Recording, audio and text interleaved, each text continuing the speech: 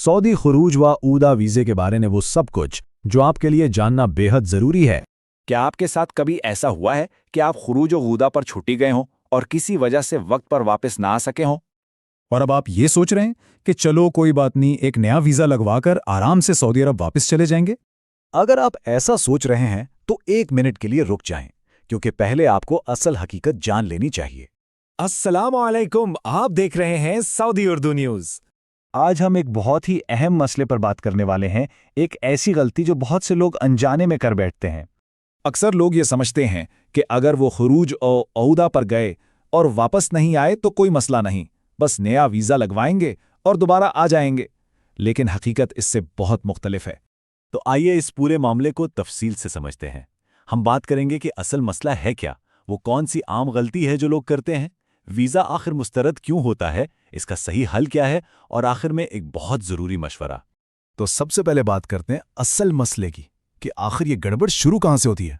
देखिए, खुरूज व औदा यानी एग्जिट री एंट्री वीज़ा आपको एक ख़ास मुद्दत देता है, मान लीजिए 2 या 3 महीने। इसी मुद्दत में आपको वापस आना होता है। अब होता यह है कि अगर आप इस दी गई मुद्दत के अंदर वापस नहीं आते तो तकनीकी तौर पर आपका वीज़ा एक्सपायर हो जाता है। और बस यहीं से असल कहानी शुरू होती है। जवाज़ात के सिस्टम में आपका स्टेटस लम यऊद यानी नॉट रिटर्न्ड हो जाता है और सारा मसला इसी एक स्टेटस से पैदा होता है। अब आते हैं इस आम गलत फहमी की तरफ जो सबसे ज़्यादा नुकसान पहुंचाती है। ज़्यादातर लोग यही सोचते हैं, अच्छा कोई बात नहीं, कफील से कहकर नया वीज़ा लगवा लेते हैं और वापस आ जाएंगे। लेकिन हकीकत यह है कि जब भी आप नए वीज़े के लिए अप्लाई करते हैं तो इमिग्रेशन का सिस्टम सबसे पहले आपका पिछला रिकॉर्ड चेक करता है।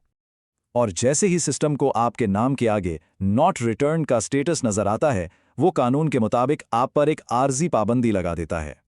और यही वो पाबंदी है जिसकी वजह से आपकी नई वीज़ा दरखास्त या तो सीधा मुस्तरद हो जाती है या फिर उसमें बहुत ज़्यादा ताख़ीर हो जाती है। तो चलिए ज़रा और गहराई में चलते हैं और समझते हैं कि सिस्टम की मंतिक क्या है, वो वीज़ा मुस्तरद करता क्यों है। इसकी 3 बड़ी वजूहात हो सकती हैं। सबसे पहली, आपकी पिछली खुरूज व ओहदा की खिलाफ वर्जी। दूसरी, सिस्टम में आपका नॉट रिटर्न स्टेटस। और कभी कभी मसला आपके स्पॉन्सर यानी कफील के रिकॉर्ड में भी हो सकता है। चलें अब सबसे अहम सवाल का जवाब ढूंढते हैं कि अगर कोई इस मसले में फंस चुका है तो उसका सही हल क्या है। उसका हल कुछ कदमों में है। पहला कदम, फौरन अपने कफील से राब्ता करें और उनसे अपना मौजूदा स्टेटस मालूम करवाएं। दूसरा कदम, अगर पाबंदी लग गई है तो फिर इसके ख़त्म होने का इंतज़ार करना ही वाहिद रास्ता है। तीसरा कदम, पाबंदी ख़त्म होने के बाद नया वीज़ा अप्लाई करने से पहले एक बार अपना रिकॉर्ड ज़रूर चेक करवा लें। और आखिरी और अहम कदम, ये सारा काम किसी काबिल एतमाद एजेंट या कानूनी मुशीर की निगरानी में करें। और आखिर में एक बहुत ही अहम मशवरा, एक ज़रूरी याद दहानी जो सबके लिए है। हमेशा याद रखें, खुरूज व उगदा वीज़ा एक बड़ी जिम्मेदारी है। जब भी आप इस वीज़े पर जाएं, अपनी वापसी की तारीख को बहुत संजीदगी से लें। सिस्टम के कानून को कभी भी हल्का ना लें।